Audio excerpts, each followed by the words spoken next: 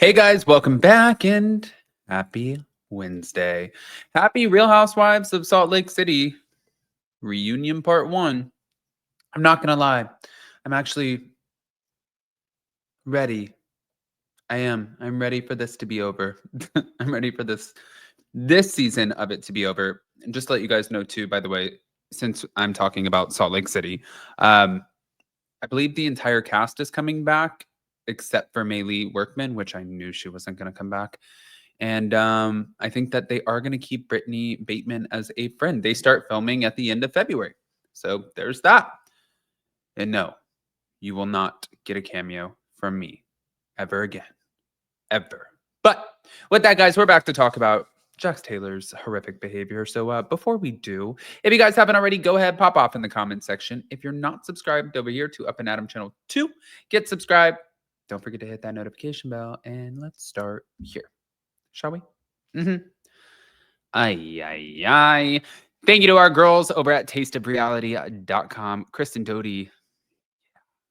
She's blasting out Jax Taylor's just horrific behavior. Why am I not surprised by this? Like, why am I just not surprised? She's blasting out Jax Taylor's treatment of Brittany Cartwright and also his hit and run fender bender. Kristen Doty exposed Jax Taylor for berating and belittling Brittany Cartwright in front of their 3-year-old son. The soon-to-be mom spoke about her co-stars on The Valley on their failed marriage on Bravo's Hot Mic podcast. It was just things like Brittany giving Jax more than an inch and Jax essentially taking 1.5 miles is what she said. Do I think Jax has a depression issue? Of course. Is that horrible and very difficult for him? Absolutely. But you've got to get it together for your child. You cannot take it out on the mother of your child. Let it go until you get home and you can figure it out. He took it out on Brittany.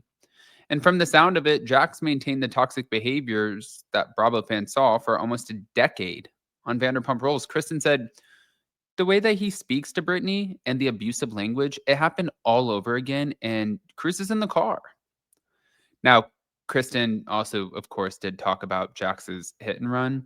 As everyone saw on TMZ, Jax was in such a bad mood and in a bad place. He gets in a fender bender. He's yelling and being explicit with the person because he has anger issues. It never stops.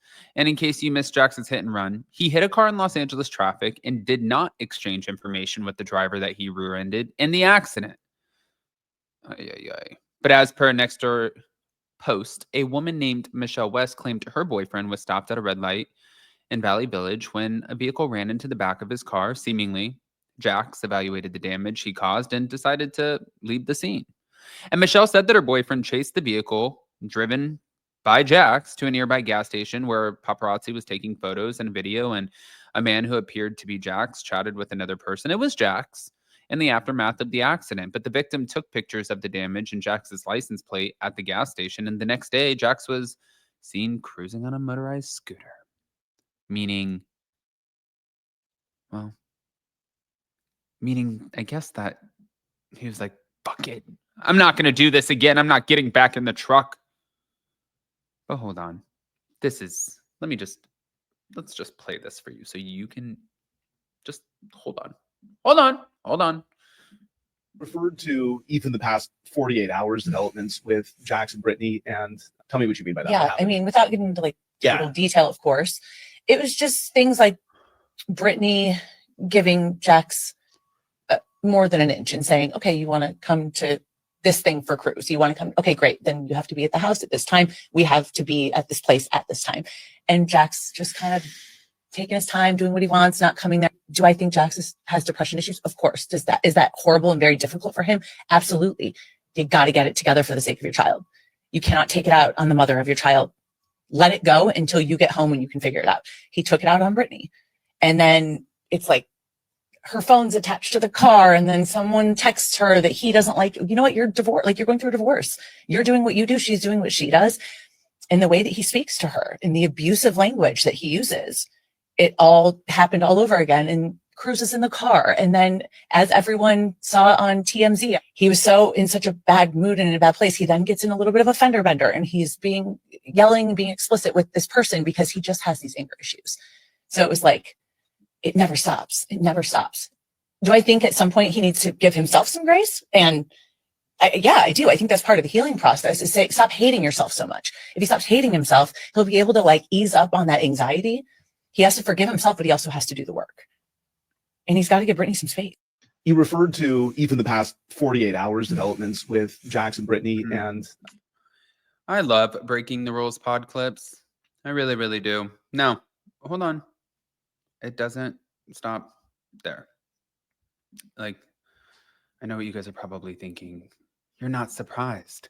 One, Kristen Doty doing that podcast I thought was absolutely fantastic because Kristen Doty will talk your ear off, especially about things that bother her or piss her off, like Jax Taylor. But that's not all she said.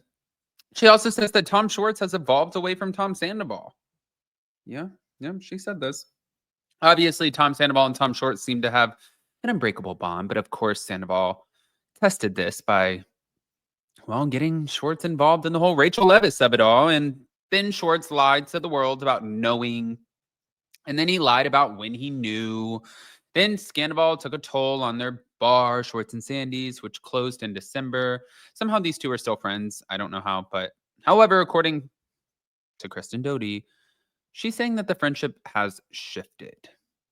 Now, Breaking the Rules pod clips, I love, shared the clip. And during the clip, Alex asked about Sandoval and Schwartz and saying, what would your advice be for Tom Sandoval now? How does he move forward in life? And Kristen said, I don't think there's anything I can say that is going to push Tom in any direction, one way or the other. I hope he gets through this sort of, it feels like this, I don't want to say midlife crisis, but kind of like it's kind of what he's in right now. But as for Tom Schwartz, there were rumors that he felt abandoned by Sandoval, leaving to film The Traitor season 3 and touring with his band instead of helping at their bar. She said, I talk to Schwartz pretty often. Like, we're both very close to Schwartz, and that's her and Luke, and okay. And even Schwartz and Sandoval have sort of evolved away from each other. And I know there's a lot of love there. And I think it's one of those, it's like me and Katie Maloney sort of thing. I think that's what it'll always be. But she said, but I don't think that they're going to be as close as they used to be. And I think that Sandoval's got it like kind of, he's just got to go through what he's going through and then hopefully come out of it on the other side. Hold on. Roll the tape. Oh, I will. Don't worry. Here we go. what would your advice be for Tom Sandoval now? How does he move forward in life? I don't think that there's anything I can say that is going to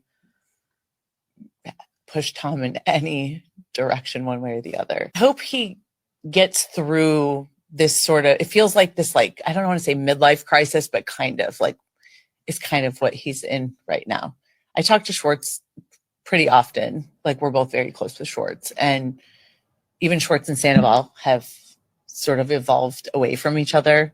I know there's a lot of love there. I think it's one of those, it's like a me and Katie thing. It's like, it'll always be. Yeah. But I don't think that they're going to be as close as they used to be. And I think Sandoval's got to like kind of just go through what he's going through and then hopefully come out the other side of it.